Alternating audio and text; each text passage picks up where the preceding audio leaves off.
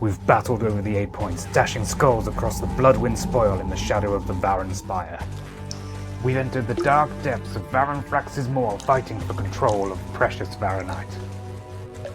We ducked and dove across the fires of industry as mining operations sprung up above ground in the wake of the deviousness of Morathi. And now for something completely different. Hello. Hi. Warcry the Heart of Ghur box set. Warcry the Heart of Ghur box set has landed, introducing us to a whole new edition of Warhammer Age of Sigmar's fast-paced skirmish game, and dropping us headfirst into Ghur, the realm of beasts. And you know what they say about Ghur. In Ghur, you don't eat plants. Plants eat you. And the animals, and there's a fair report that the land masses themselves are trying to consume one another. That's genuinely in the background. I'll be lifting the lid on the Heart of Ghur, checking out the contents, discussing what's to come, and most importantly, answering the question, is this the box for you? And unlike some of the previous Warcry sets, the answer to that question is, it depends. After I've cracked this bad boy open, I'm going to be giving you 3 key things to consider before you pick this one up. Before I begin, a quick thank you to all of this video's sponsors. Thanks for the biscuits, Mum. Right, brushing aside my sponsorship crumbs, we meet this new edition of Warcry with this Chonkin Great box. And how big is Chonkin Great, you might ask? For reference, for seasoned Warcry players, here's how it stacks up against the previous boxes. And I'm pleased to say it's sturdier than Red Harvest and sort of matches the quality of the first core box. For those who are brand new to Warcry, here's how it stacks up against some popular board games. Not into board games, here's how it stacks up against some other stuff.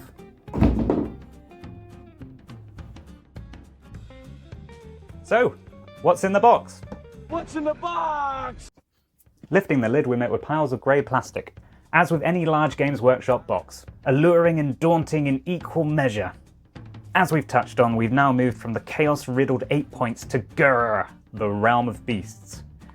This setting change matches the ongoing narrative and focus of Warhammer Age of Sigmar itself, and you'll find Heart of Ghur heavily themed around this. So what have we got first? Perhaps the least beastly of them all, unless you count the cow helmets and obsession with leeches. We meet the new warbands for this box. Warcry boxes traditionally provide us with 2 warbands alongside an assortment of scenery and other useful aids for playing the game, which is all present here as we'll see shortly. So first up we have the Rotmire Creed. They're a Nurgle-themed, stilt-wearing, marsh-residing warband who worship Lord Leech, a plague god who rewards them for their adoration by blessing them and their enemies with maladies and diseases.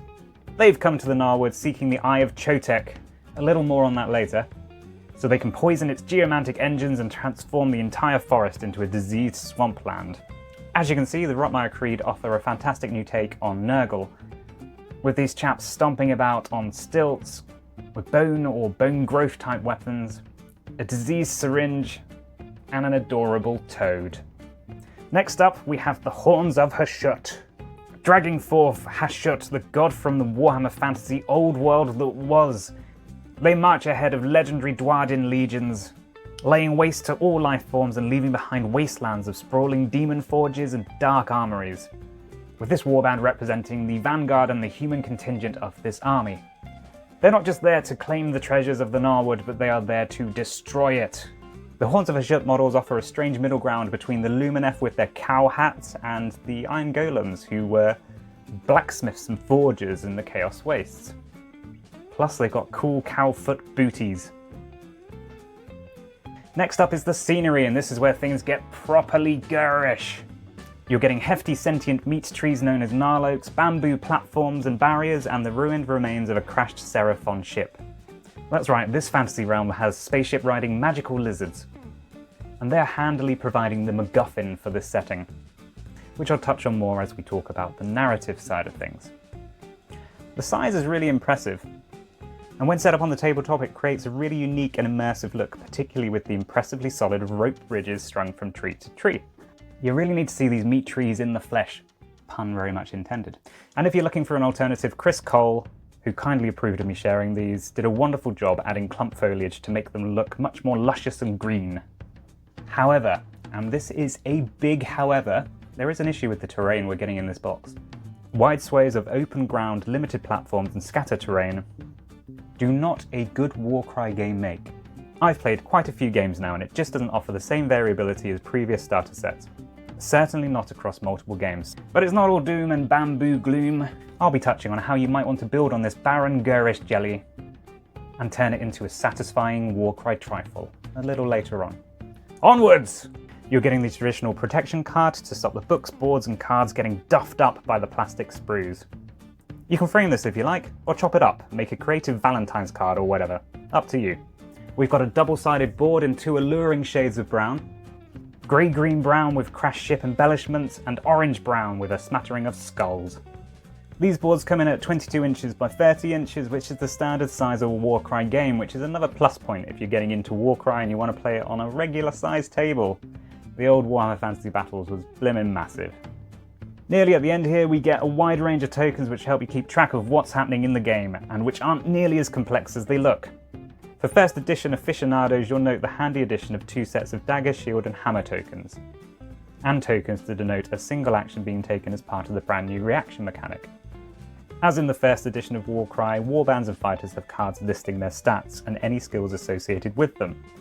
These are denoted by simply matching up symbols known as rune marks. If you have the relevant rune marks, you can use that ability. Aside from a couple of new rune marks and a new design palette, and not to mention the new reaction abilities, these cards haven't really changed much, which is excellent for existing players. Delightfully, Warcry also has card decks which randomise the game you're going to play.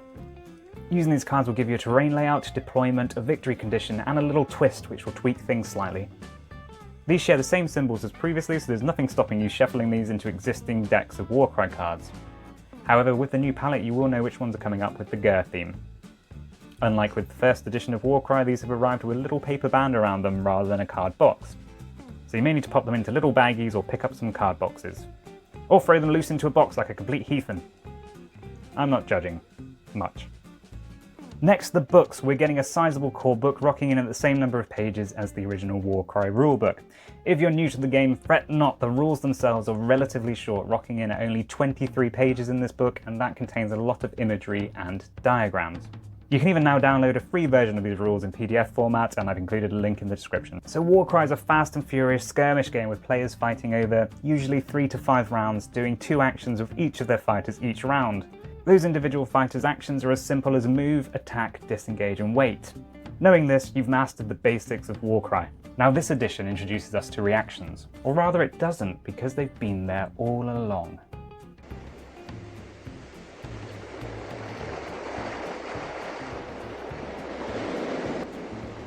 Oh my god.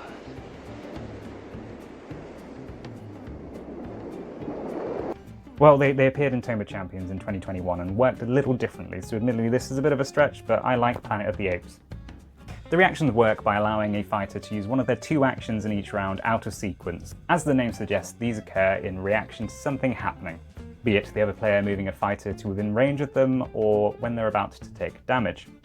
The rest of the book is filled with background and narrative content, and this is where Warcry really shines, and it warms the cockles of my Mordheim nostalgia-riddled heart. So about that background. As we've noted, we've moved away from the chaos-addled 8 points that hosted Warcry for the first 3 years, and now we've moved to Ghur, the realm of beasts. Millennia ago, in Ghur, a Seraphon void ship known as the Eye of Chotek crash-landed into a great bestial forest in the western reaches of the continent of Thondia. This created a massive crater and all but obliterated the ship. However, the vessel's geomantic engines, usually utilised by the Seraphon to adjust the lands to make them more amenable to the Seraphon physiology, were gravely damaged, but not destroyed. As the engines malfunctioned, they caused the already perilous environment of the Gnarlwood to turn into a massive tract of almost impenetrable forest, in which carnivorous creatures grow with rapacious swiftness, and the predatory Gnarlotes get extra predatory. I really should have reread this script. In current times, the Eye of Chotek has become known as either the Ravening Ruin, for reasons best explained as you don't really want to visit this place, or simply as Talaxis, and that's named after Honoriel Ventalax, the first Sigmarite to discover the ruins. But why seek out these ruins in the first place, eh? I mean, they sound pretty treacherous to get to. Well, the ruins are chock full of ancient magical Seraphon technology, which could elongate life or level whole continents. There's a whole load of whiz-bangery magical stuff in there that the Seraphon were holding up in their ship, but, you know, for when it was needed. But, yeah, kind of crashed. So not only is the Gnarlwood itself perilous, but the ship still has some defense systems and magic intact, not to mention the Seraphon that survived the crash and have since gone a bit feral, but are still instinctually defending the ruin. I really like it, and it's a much more compelling reason to have warbands arrive who aren't just chaos aligned. So what can you do in this gloriously grisly place? Well, this is where campaign rules come in. In a Warcry campaign, you'll create a warband roster. This will list all your fighters, alongside other bits of information such as where their encampment is, how much glory they have, and any artifacts of power they've gained. Your warband will go on quests every time you fight a campaign battle. There are many different quests to choose from, such as finding an artifact of power, mighty relic or magical weapon to use. Some quests have unique quest battle plans too, including one that involves tracking down a monster and defeating it in battle before you can add it to your very own warband roster. In the aftermath sequence, after each campaign battle, you'll earn glory based on how your warband fared in the battle, but you'll also determine which fighters have suffered injuries or even been killed. You'll then be able to send fighters forth deeper into the Gnarlwood in search of treasure or a new location for your encampment. Lastly, campaign arcs are optional layers players can add to their campaigns to further enrich the narrative. Some campaign arcs cater for just 2 players, while others cater for 3 or more. During a campaign arc, the warbands involved will battle each other in a series of linked campaign battles. The Rotten Ruin book provides additional content which is focused specifically on this box set. You'll learn more about the secrets of the Gnarlwood, including this nifty map that I hope is hinting at stuff we're going to see in the future. You'll get more background to the 2 warbands, the Rotmire Creed and the Horns of Hashut. This includes some cool rules for the terrain, including a watchtower that lets you call on reinforcements that aren't on the board yet, and rope bridges that can be cut down while enemy fighters stand atop them. You'll also have some quests designed specifically for the warbands in the box, including warband-specific heroic traits and warband-specific lesser artifacts. Finally, the book ends on something that some people really love, and it's the background tables, which let you roll up a name, origin and leader background for your warband. Akin to Kill Team for Warhammer 40,000, we can expect to see similar books included in the next 3 expansions. I also reckon they'll be combined Necromunda style into a kind of book which will contain all these additional rules. Whether that will be called Atoma Champions in this edition, I don't know. Finally, just to say, it has been indicated that the contents of this box will be released separately. Finally, we have this little pamphlet which will tell you how to build your warbands and scenery. Some people do struggle with these, but I've found they've gone from strength to strength, and the current colour-coded computer-generated imagery works really well for me. Due to their creative sprue filling, just don't necessarily expect to find number 1 next to number 2. If anyone's ever put together a ball puzzle or one of these weird things like this, then this is totally the vibe I was getting on some of the tree pieces. But just to say, it's not nearly as tricky as those damn red harvest buckets.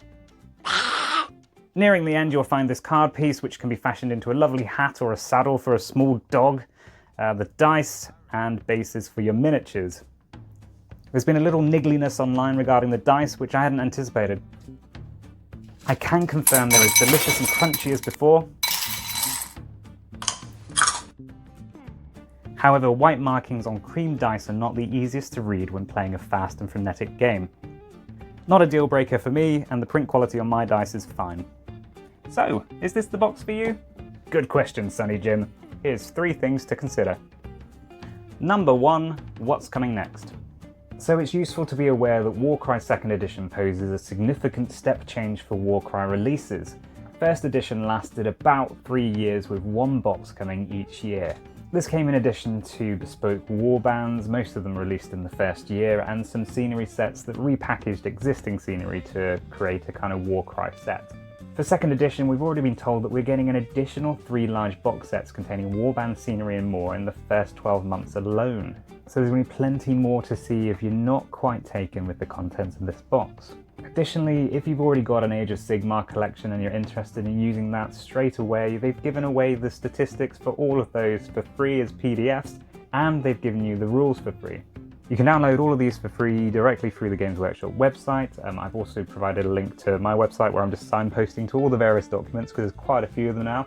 And alternatively, you can pick up the magnificent Warcry compendium that compiles all of these stats for pretty much most of the Age of Sigmar range into one book. But just to reiterate, that is the same content that you can download in PDF form for free. The only thing that's absent at present, and I do stress at present because I think they are going to make an appearance, are the Bladeborn Warriors. These are the fighters that come with the Warhammer Underworlds. So final thing on this point before I move on to point number 2. This box is not sticking around. Even though it's very much billed as a starter set, they have announced that it's made to order. And they have indicated that all the contents, or the majority of the contents, are going to be available outside of this box, so I wouldn't be surprised if you wanted a print version of that rulebook with all the campaigns and the narrative stuff. I think they're probably going to release that alongside this next box that's going to come. And looking back at my old video charting out the dates that we can expect this stuff, based on what they've said on Warhammer Community, we can expect the next box around November time this year.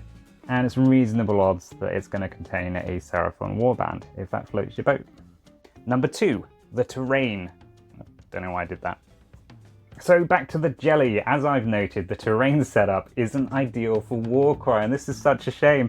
I do wonder if maybe, so that there's 2 identical sprues that contain the scatter terrain and the rope bridges, and I don't know if maybe the animations have shown much bigger gnarloaks. They've been described in the lore throughout as having these kind of feathery appendages that we don't see in the gnarloaks we see, and I wonder if maybe there's a bigger tree that perhaps didn't fit in the box, or they decided they wanted more rope bridges, or it didn't work out as cost effective. I don't know, maybe something didn't fit in, but essentially, if you were designing this terrain for Warcry, and the Warcry we know, the Warcry we've got now, because they've only sort of finessed it a bit, they've not changed it completely, you want bigger things that people have to navigate around or over, and there's just not that much of that in this particular set. It's particularly striking when you compare it to some of the other boxes we've got for the first edition of Warcry, excluding Catacombs, which was its own beast, and I'm hoping we're going to get a new version of that. Not that it doesn't work in the second edition, it does. So if you see one for cheap, feel free to pick it up. It's a great box set. So yeah, the jelly. If you're an existing Warcry player, or you have some scenery, or you think you'd like to build up a Ghurish scenery table with the upcoming boxes, then it's really easy to just chuck in a few more pieces of scenery, and then you turn this barren jelly into a full and satisfying Warcry Trifle. It's easily remedied, just chuck in some more scenery, why not? You could even grab a Sharpie or laminate some of your terrain cards and draw some extra bits on there and throw those in and make it official. That's going to be a horrendous suggestion to some people, but it's an easy fix, and this is a really good base of scenery. It looks amazing on the table. You could just do a bit more stuff blocking line of sight. And number 3, do you like 50% of this stuff? So this is the final point, and I realise while I'm recording this final little bit, everything's gone wrong with this video, everything that could possibly go wrong. So if you made it to this point, I mean, thanks for sticking around, and also I realise this is landing at a point where very few people who haven't decided would even be coming across this video, so it's kind of pointless, but here's the third point. You don't need to like all of this to make it a worthy purchase, so whilst it is expensive, Games Workshop are setting the prices and they do tend to pump a load of value into these big box sets. I realise they're making a decent profit off of them, but when these pieces become available separately to this box, they will be much more expensive. So were you to buy every single one of these things separately afterwards, some of it may not be available, like the range rulers and all those kind of little gadgety bits, you'd be looking at paying double the price, or at least 50% more. Which does mean that you can find some value in this box set if you go, right, I like half the stuff, some of the rest of the stuff I'm just going to try and flog on eBay at my local store, or trade it with somebody for perhaps a different warband. The rulebook itself, if you wanted to use the free rules online or something, that's an easy piece to flog, because the hard copy of the rules is unlikely to be available until the next expansion's released around November time. But yep, as I've mentioned, if these things aren't aligning for you, there's a load of free stuff online. You can get started with Warcry. It's a great game, I highly recommend it. It's a brilliant entry point for this kind of hobby, and go have some fun. So, what do you think? Are you going to pick this up? What's your pro tip for getting jelly out of a gnarloak? Catch you in the comments, and keep an eye out for my next exciting videos. Cheers!